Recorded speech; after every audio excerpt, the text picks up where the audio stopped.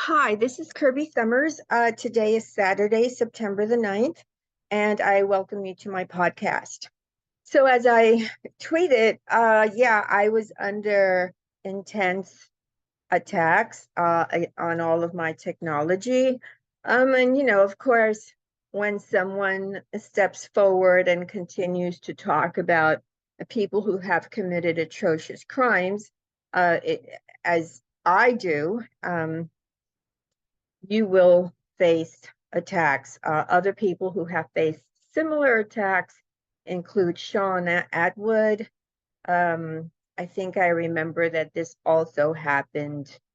Well, it also happened to several people, and I'm sure you know or have heard about this happening. It's not the first time for me, but it's very annoying, because it kind of stops your mind focused on issues. And currently, I'm working on multiple series for my Substack, and also I plan to upload a lot of videos on my Patreon. So before I get started, please like the video, subscribe to my YouTube channel, because if something were to happen to me again, let's say on Twitter, because last November, when Elon Musk took over, I completely, my Twitter account disappeared. No warning, nothing.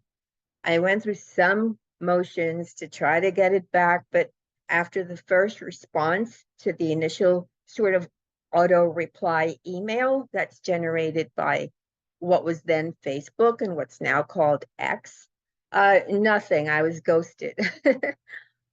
So, you know, become a free subscriber to my YouTube channel, because I will post my updates here. And of course, I'll always post my updates on my other two platforms, which are Substack and my Patreon. So I'm just, I don't have any notes for this short conversation that I want to have with you.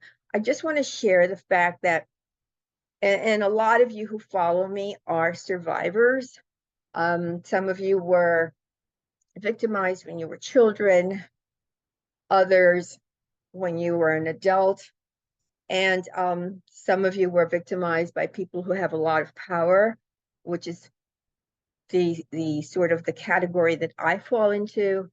And some of you by a family member or someone you trust. And frankly, the people who commit these crimes are people that we know, right? The percentage of rape by a stranger, let's say like a Ted Bundy, for example, using an extreme thing, but quite frankly, it feels the same, because once someone commits that kind of crime against you, they do steal a part of your soul that you really cannot get back. So I call it sort of like a death. You're never the same after.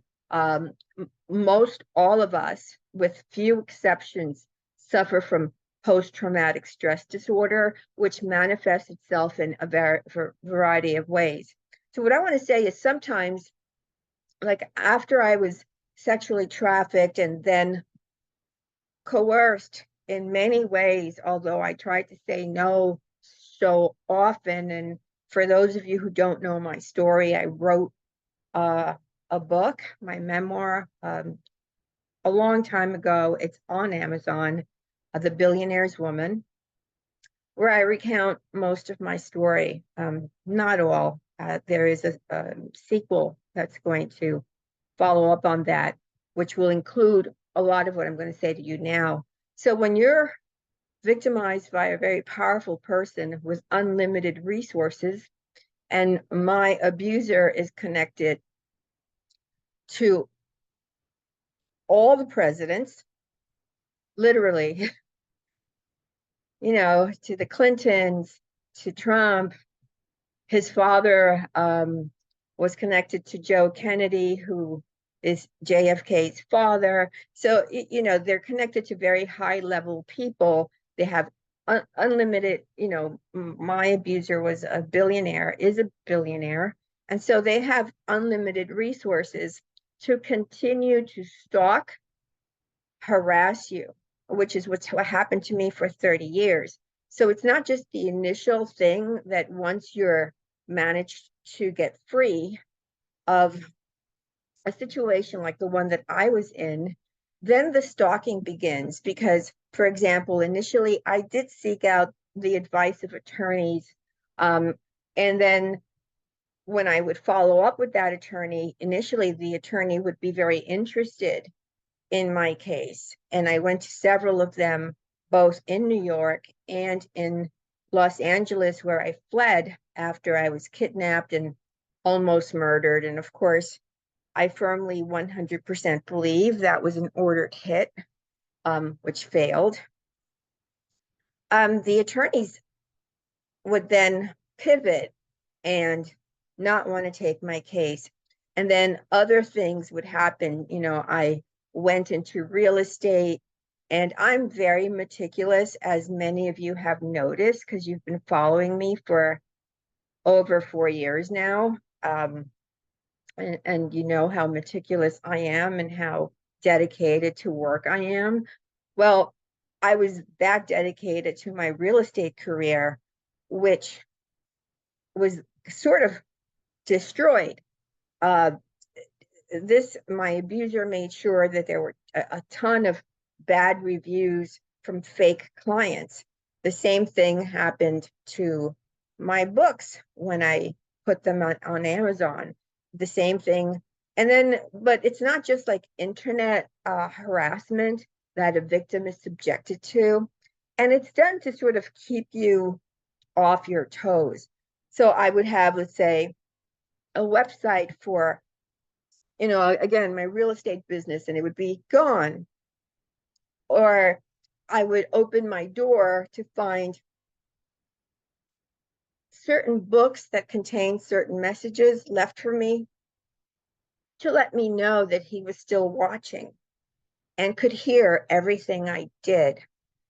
There are things done to scare me. Now, I don't scare easily because after a while, like with anything else, you build a tolerance for that kind of thing. But let's say, like my recent tech attack, where it happens a lot, where all of my, I have multiple computers because I'm accustomed to being attacked. And so when that happens, I have another computer that I go to, so on and so forth. And then initially, when long before websites like the ones that you can just, they're pre-built for you, I basically had to teach myself HTML. So because my websites would be gone and I would have to basically start from scratch. But at the time, I didn't have the money. So what their goal is, when they continue to attack you repeatedly in a variety of ways, and also inserting people into my life who were not really my friends. And a good example would be Rose McGowan, when Harvey Weinstein hired Black Cube via, let's remember, David Boies. People showed up in her life pretending to be this or that, and they were anything but.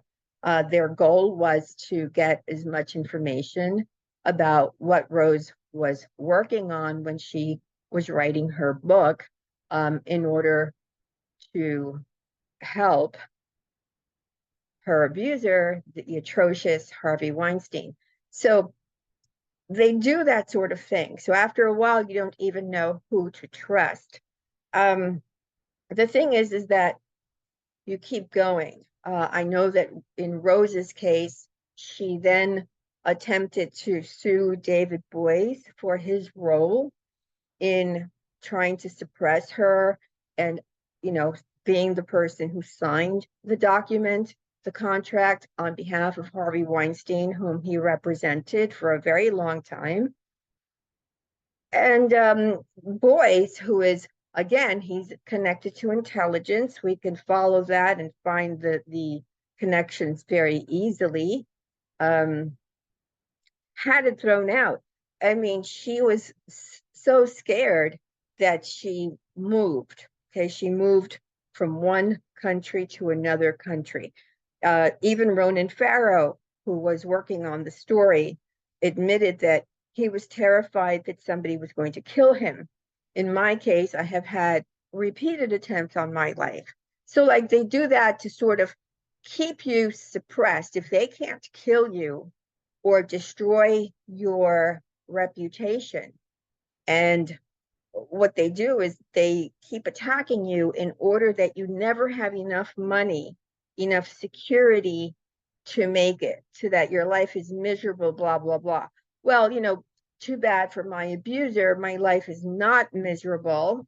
I enjoy outing the information that I share with you.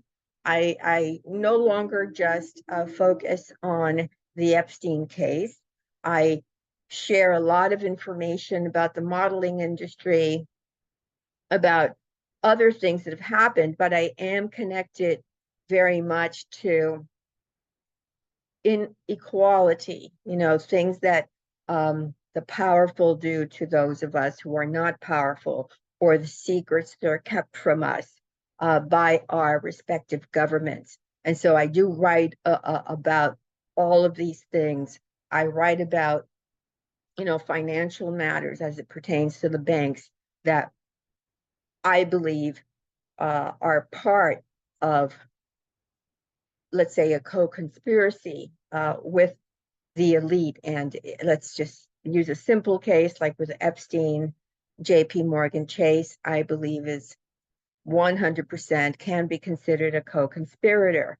In my case, the Bank of New York would be the equivalent of JP Morgan Chase. And if you do a search on the Bank of New York, which is the bank that I was instructed by my abuser to use, is connected to Edmund Safra, which is connected to Monaco, which is connected to the prince. I mean, the connections to these people who commit rape after rape and who don't take no for an answer, and who have people basically yesing them to death, is always there, because the elite, I know that when I was initially found by my abuser, after I was able to like leave the world of human trafficking behind, it's still, after all these years, it's still very difficult to talk about. So I think I'm not going to delve into that right now. But I just wanted to give you guys a quick update that some people are very lucky to sort of like be able to walk away and live a normal life, even though, as I said earlier, we all suffer from one form of PSTD, post-traumatic stress disorder, in one form or another. Only very few people that I've spoken with have said that no, they don't suffer anything at all. They're fine. And I'm so happy for them.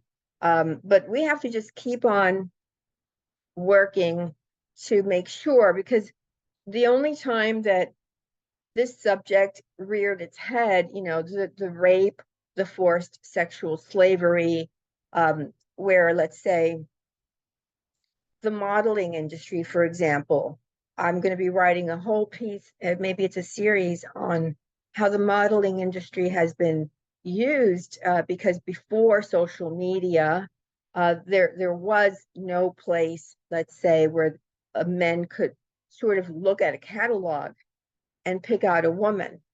Ghislaine Maxwell would take photographs of the young girls and send them out to men like Prince Andrew. But in the modeling industry, these girls were plastered on in different magazines, and different men, and I'll name a few of them in my articles, would then contact, let's say, somebody like Victoria's Secret to find out who the girl was and how to get in touch with her. We know from having, if a lot of you are following these types of stories. We know, for example, that Adnan Khashoggi would get his, quote, girls from Eileen Ford. Eileen Ford is also connected to the Epstein case and to a lot of these very powerful men going back to, going back decades and decades. So, I was, so that the modeling industry has always been, and we know that Jean-Luc Brunel was part of the modeling industry and he supplied girls to Jeffrey Epstein, and I'm sure to other prolific rapists. And I mean, there's just so much evil.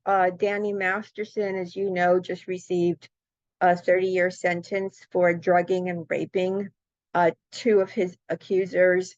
But it's only been after Harvey Weinstein was exposed and the Me Too movement was born that those of us who have suffered from having been sexually exploited have been able to come together and talk about this, which has been so healing in so many ways. So anyway, I just wanted to touch base with you guys, let you know what's going on, and I'll talk to you again soon. Have a nice day. Bye.